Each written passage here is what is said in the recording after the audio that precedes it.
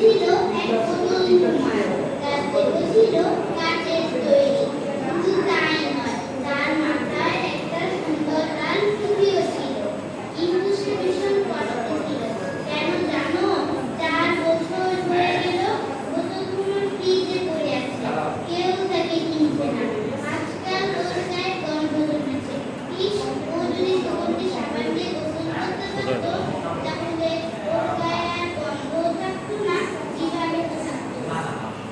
আজ কেন যেন পুতুল কুমারের গায়ে ব্যথা করছে, কবি কবি ভাব হচ্ছে, রস এগো হচ্ছে।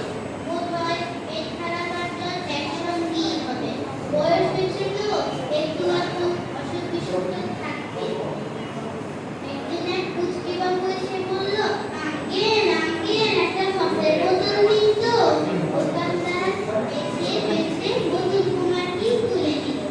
ছেলেটা পুতুল কুমারকে বাসায় নিয়ে গিয়ে ওর লাল টুপিটা কামড়াতে শুরু করলো। পুতুল কুমারের খুব রাগ হলো। বুড়ো হলে কি হবে, ও যে খুব সুন্দর সুন্দর সচেতন। ছেলেটা পুতুল কুমারের টুপি খুলে বোতলাই বড়টার উপর সস ঢেলে গপ গপ করে খেতে লাগলো। বিকেলে সেই ছোট্ট বাবুটার ভীষণ পেট ব্যথা হলো।